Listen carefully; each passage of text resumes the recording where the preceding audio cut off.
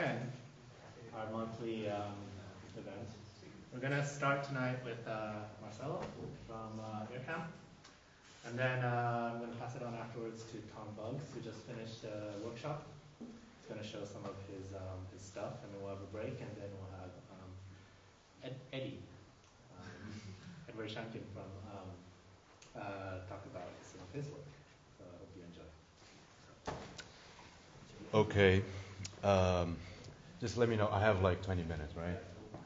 And I don't need a mic or anything. You can hear me fine. Yeah.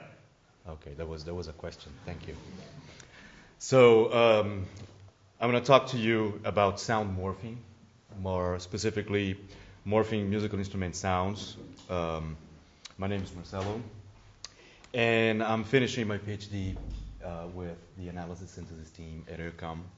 So basically, I'm here to show you a little bit of my PhD work. That's a brief overview of my presentation. Since this is not supposed to be a technical talk, I want to talk a little bit about sound morphing, show some examples, what it is, what it isn't. And then I have some technical stuff here like timbre spaces, high-level descriptors. I'm just going to go through very quickly, give a general idea, and try to play as many examples as possible so everybody is happy and not bored to tears. The idea behind sound morphing is to do sound transformations using the computer. When we talk about sound transformations, the most interesting transformations that we can do is timbre manipulation. The whole idea is we can explore the sonic continuum if we manipulate the sounds correctly. Sound morphing is all about manipulating the sonic continuum. That is, obtaining intermediate sounds from two pre-recorded sounds. Nice applications of sound morphing would be synthesizers, even psychoacoustic experiments, in research, to explore timbre spaces and in music composition. And this is what I want to show you. I'm going to play 3 different examples of morphing techniques used in compositions. First one is Jonathan Harvey's Mortuus Plango Vivos Vocal. I have no idea how to pronounce that. That's supposed to be Latin. I don't speak any Latin. But the first example is a transformation from the human voice into bell sounds.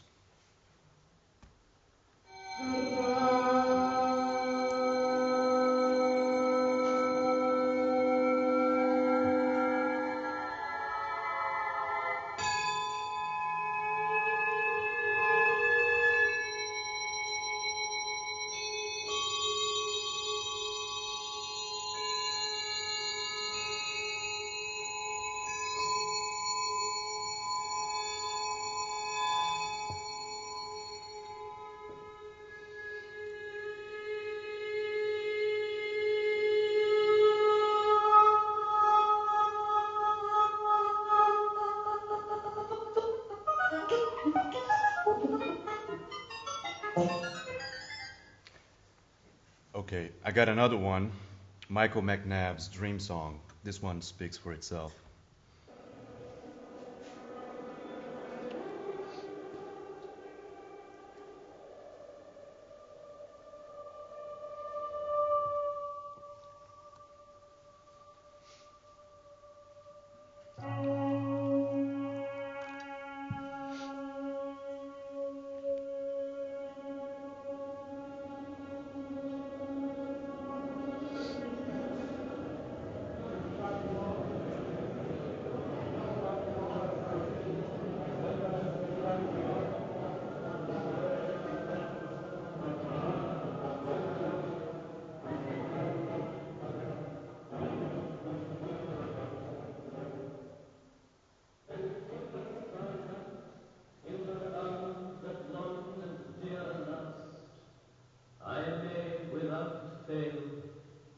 Suffer the first vision that set fire to the stars. And my personal favorite, Trevor Wishart's Red Bird. He used vocal sounds and bird song and transformation. I really like it. He uses the word listen and he transforms this into bird song.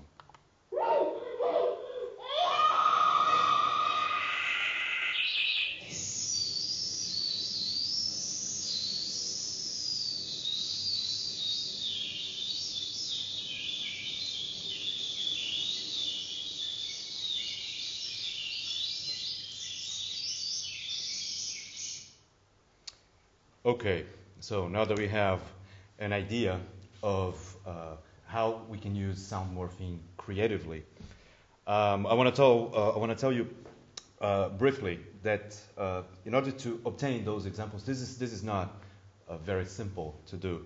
Mostly because a morphed sound, usually people say that it should fall perceptually between two sounds, and the result should fuse into a single percept, which means only playing two sounds together is not enough, because everybody here knows we can tell when the two sounds play together. We can actually tell they're different. And I think the main difficulty is that the result is subjective. That means if I ask you, what is, in your opinion, the result between morphing, I don't know, a trumpet sound and the human voice? Each person has their own idea in their mind, and maybe even if the result is really nice, it's not what we expect. So, you know, it can be considered a failure. So let me show you some examples of what sound morphing is not. I have a very interesting example here. The whole idea is I have a target sound, and using an orchestration engine, we're going to try and imitate the target sound using only strings and then only winds.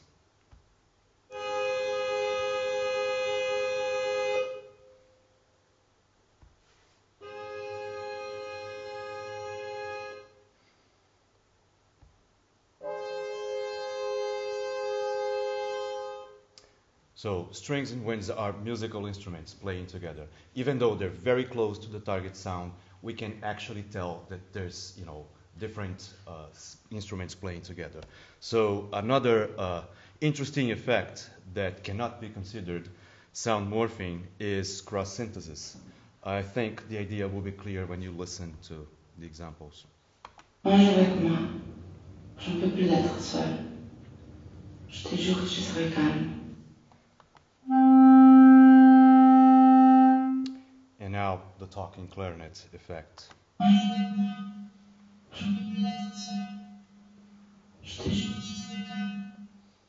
So why can this not be considered sound morphing? Because we can actually tell that it's somebody saying something. We can even understand what the person's saying. And there's, sorry. And you can hear that the clarinet, there are characteristics from the clarinet. It threw me off completely. Okay, so this is a very interesting example of what we want to do when we talk about sound morphing with images. Thank you. I found it online, so. Very good, very good. And a source and a target face, or the other way around, doesn't matter. And what we want to do is, just like the picture shows, we want to be able to obtain intermediate sounds, morphed, in this case, sounds, that go from source to target, or the other way around, it doesn't matter, in, let's say, equal steps. Here, as you can see, we have 3 different steps. And the steps have to be as perceptually linear as possible. Let's say this is our goal, okay? It has to be as perceptually linear as possible. As you can see here, like the middle image, for example, you can examine this as long as you like. And the nose is perceptually intermediate. Like the hair, not only the color, but the texture, everything. This is a very nice example. And of course, we want to be able to do that. Okay, some math here, so people are going to get scared. The whole idea is we want to be able to do that using only one parameter, controlling only one parameter, which was the numbers you have here. Okay, this tells how far from source or from target we are. Oh, sorry about that. I just spoiled the surprise. So I'll play this sound, and let's see if people can answer the question. What musical instrument is this?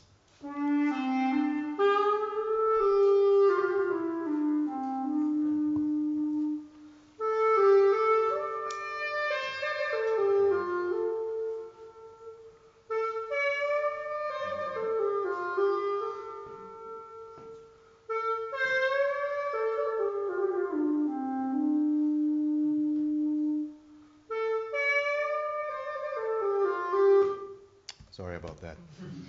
Um, so what was the guesses? What were the guesses? I'm not even going to play the other example. What were the guesses? Clarinet. I heard clarinet, and then I also heard saxophone. And you're right. It's a zaffoon, which is supposed to sound between a hybrid between a clarinet and a saxophone. Okay, I found it online. All you have to do is type hybrid musical instruments, and you're gonna go crazy with the guitar's chord and those crazy. Sorry? Can you play that one? Oh yeah, of course.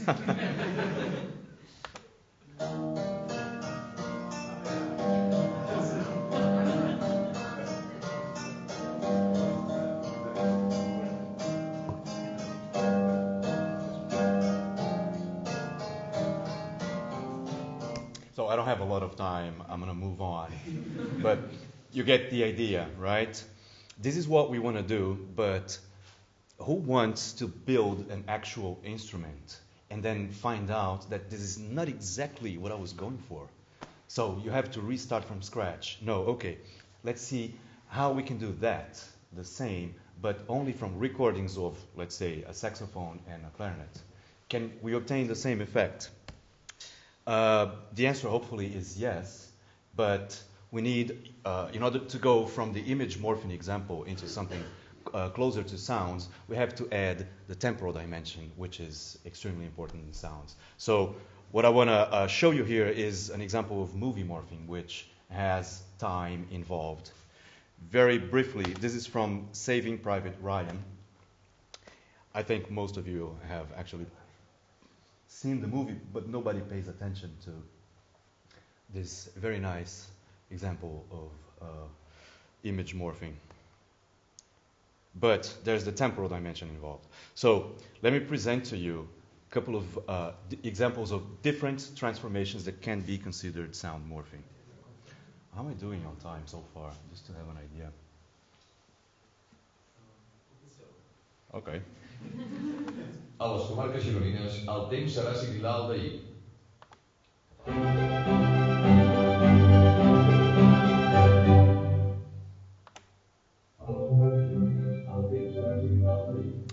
And I want you to compare this example with the previous talking clarinet example and see that they're not the same. And this one is a lot closer to what we want to do.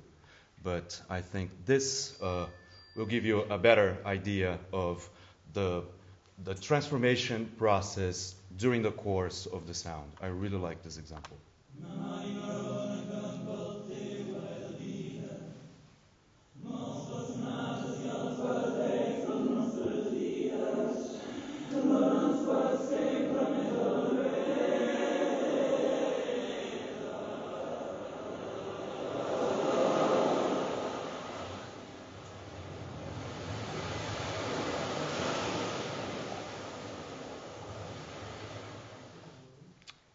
Okay, another possibility is just ignoring the time dimension altogether and playing with it.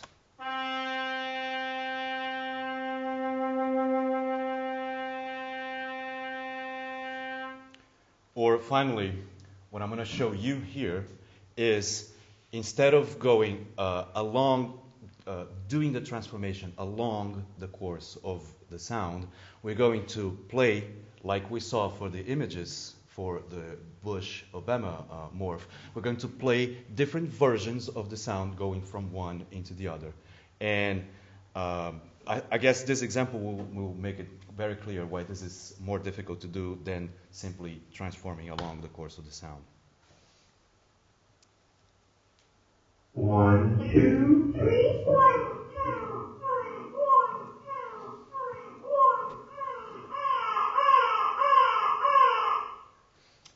Even though it is an interesting example, it's very non-linear in the steps that it takes. So we want to be able to actually control each step as perceptually linearly as possible and, well, obtain a nice transformation. This is a little technical, but I think the example will make very clear what is behind my technique, the technique I developed. So the classical approach to sound morphing is basically we use a model, we adjust the parameters of this model to represent both source and target, and then the whole idea is if we can do that,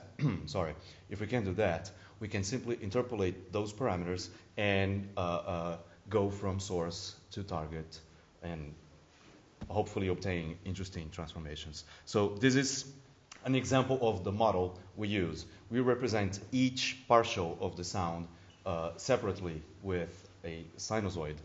And what I'm going to show you here is the buildup of those partials being added together until you have the whole sound.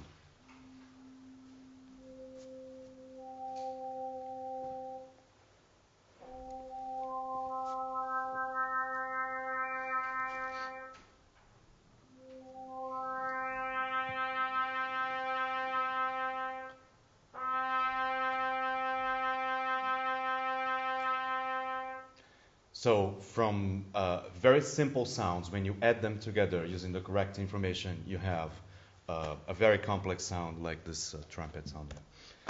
Okay, so the idea is we are going to separate, the model I use separates harmonic information that can be represented using only sinusoids from noise. I think it will be clear when I play the examples here. It's a very noisy flute sound. So this is the harmonic information. And this is the noise residual, which is basically the person blowing into the instrument. Same goes for this one.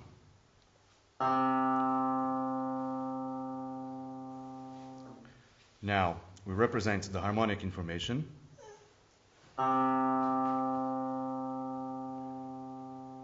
And some of you might be wondering, where the hell is the attack? Well, it's here.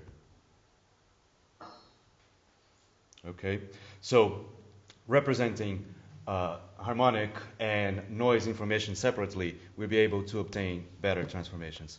I'm going to just skip it all together and show you how to do those transformations in the proper way. The whole idea is you have, for example, this sound here. If you want to obtain a sound only by digital means, of course, you want to obtain a sound that is twice as long as this one, what most people would do is just time stretch it, the whole sound, to twice as long. What I did here is I focused on the beginning and the end, the attack and the release portions of the sound, to show you that it is perceptually different. It's not the same sound anymore. So this is only attack and release stretched to 4 times. So this is not the right way to do it. If you want to obtain a sound that is perceptually the same, only longer, what you have to do is stretch only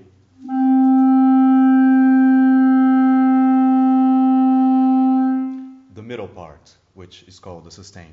And then it will be similar to a recorded sound that is longer.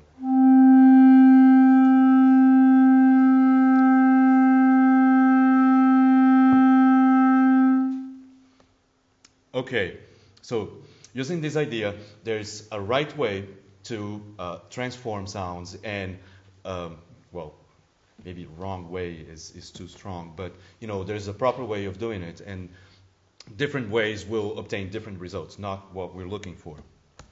So this is a crazy timbre interpolation, timbre space. I'm going to skip it because this is not important. The whole idea is we have 2 sounds. We need first to work on their time characteristics and then spectral characteristics. I'm going to show you what I do with the time characteristics first and then the spectral characteristics. The whole idea is we have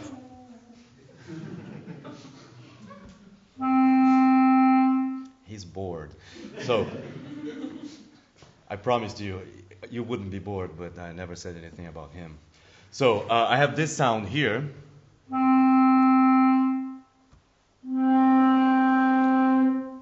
Clarinet and flute. They clearly have different attacks. the flute has a much longer attack than the clarinet sound. Okay, can I make the clarinet sound only by working on time, on the time domain? Can I make the clarinet sound closer to the flute sound, for example? Yes, I can.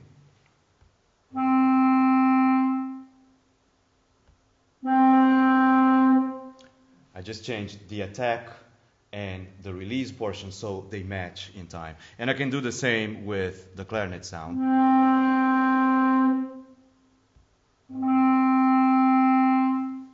So now, even though it's still a clarinet or a flute sound, they're closer in time. Now, all I have to do is combine them in the spectral domain. I'm just going to go ahead and show you examples. How long do I have? 5 more minutes. Oh, I'm actually good. So for the noise residual, just like I showed you, we have to combine the harmonic part, the sinusoidal part, and then the noise residual, and then put them together. So this is the noise residual for the flute sound, which is basically blowing for the clarinet sound. And now we need to obtain a noise residual that is intermediate between those. That's supposed to be it. This is trickier to get, but I think in the mix, in the final example, you will see. Okay, so I have 2 examples here, going from the bass clarinet to the flute. I chose those sounds because they have very different attacks. The flute is very noisy, the clarinet not so noisy. So there's all those different features, those different dimensions to be taken into consideration. And what I'm going to show you here is the classical way of doing it, and then what I developed.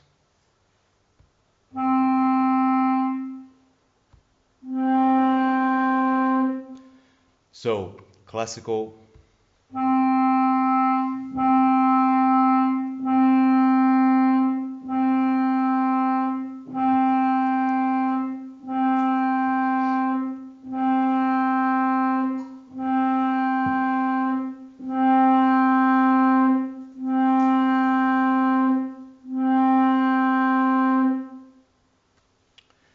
This already sounds pretty good, actually. But let's see if we can do better. And because I show like 11 sounds, source, 9 different steps, and then target, I actually discovered, by playing those examples to people, that there are memory effects. By memory effects, I mean we listen to so many sounds, and the transformation is so subtle at first that when we realize something changed, we're comparing it with the first sound, and it doesn't sound linearly, perceptually linear. So what I'm going to do here is I'm going to play from source to target, and then from target to source, to show that it does not sound perceptually linearly, even though they're exactly the same sounds, just with the order reversed.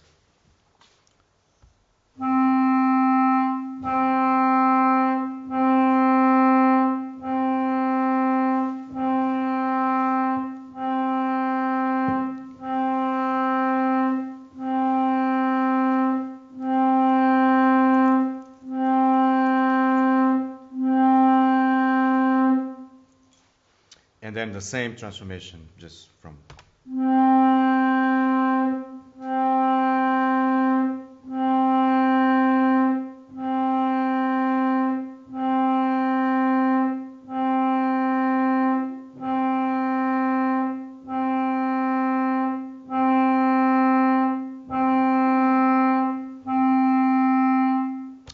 And I think my most interesting example, because this is a very challenging one,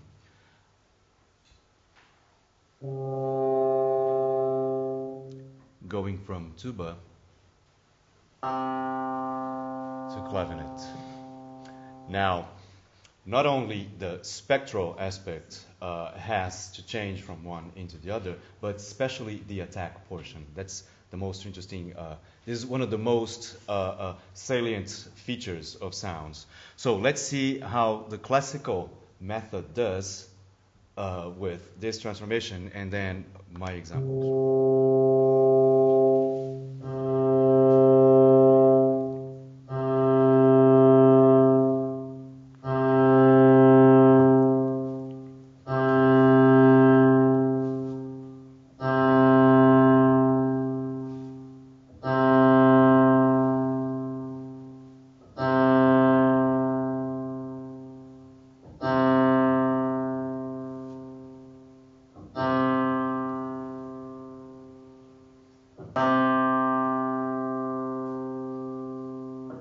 So now it's not so good, right, compared to the first one. The first example sounds were closer, so the transformation, even though we were using the classical method, was better.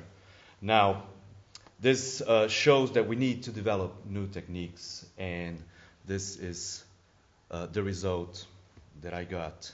Again, going from tuba to clavinet, and then the other way around. The exact same sounds, just, reversed.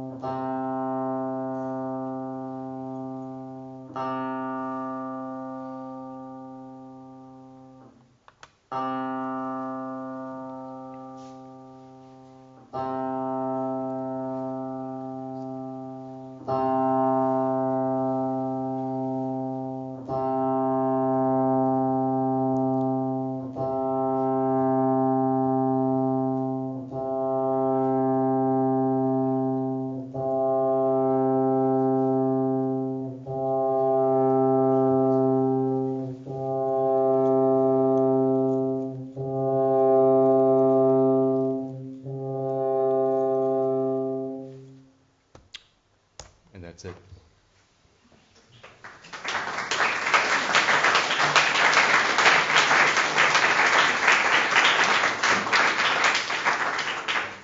I'm not sure if we do questions, if we have time for questions. Yeah. I was just wondering what were these abbreviations standing for? For the classical approach it was ADD, I think. Oh. And LSF or? Okay, that's technical stuff that I try to avoid, not to bore you to tears. But ADD stands for additive, which is basically the model I showed. Okay, so we add sinusoidal waves together, and LSF is line spectral frequencies, which is the method I used to do the same thing, but in a different way. If you want to, talk about technical details, we can do that, but later, I guess.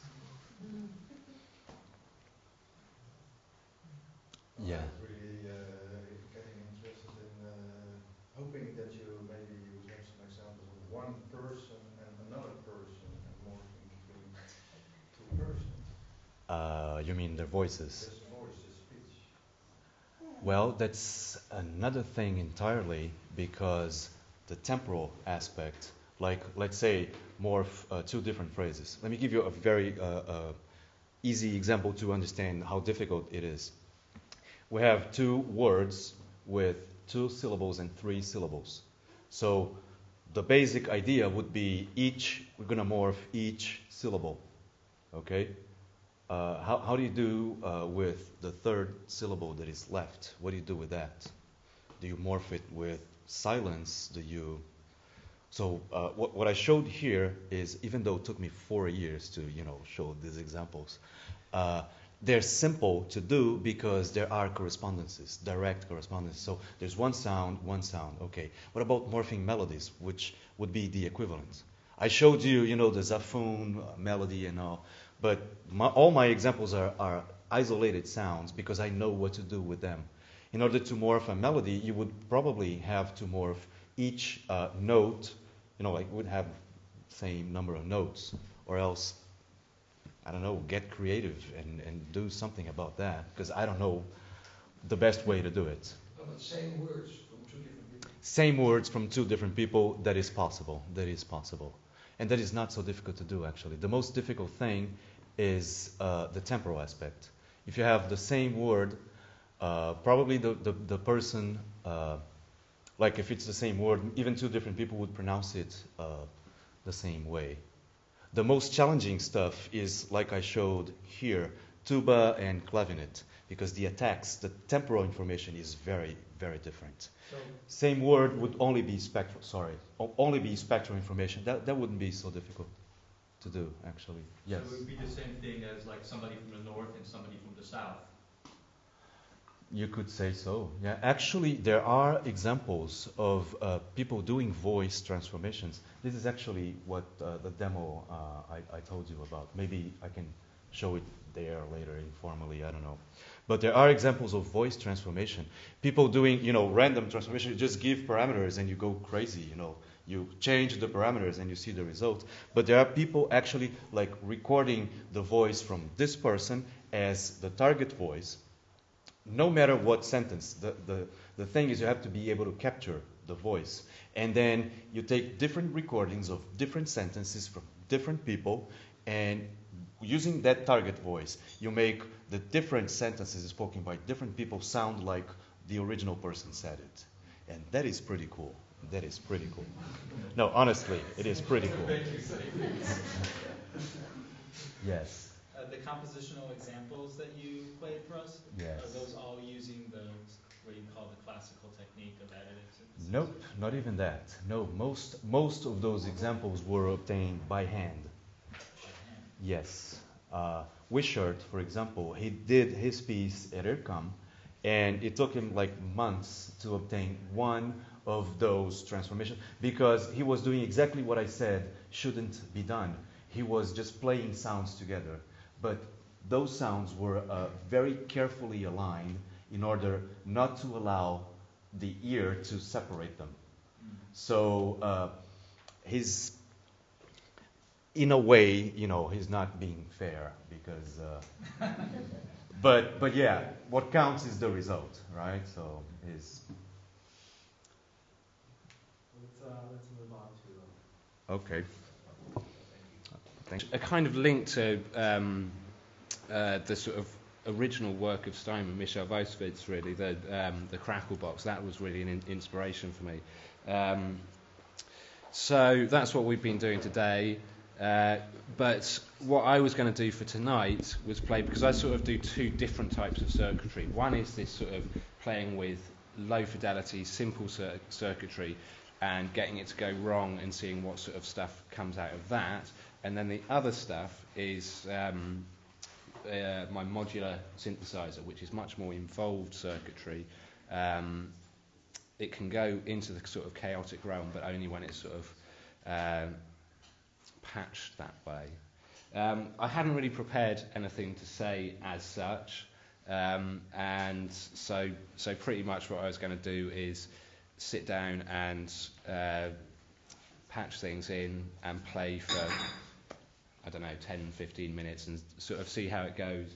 It's usually a sort of rolling fight one of the things that sort of got me building this sort of stuff was through solo playing. I was doing sort of song structures, and when electronics, basically this sort of system to me provides I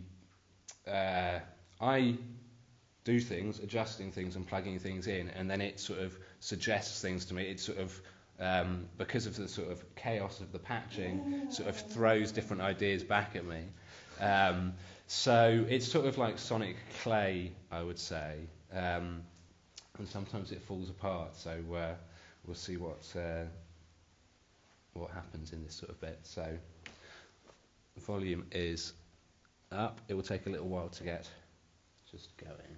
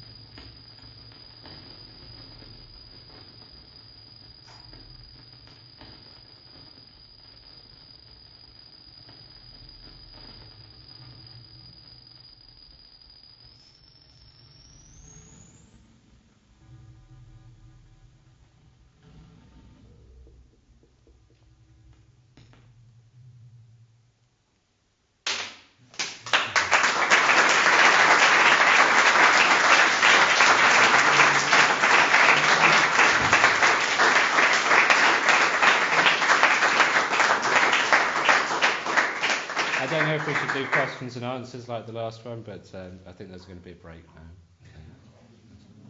Okay, let's take a short break, and then we'll come back with There's one question. There's what somebody.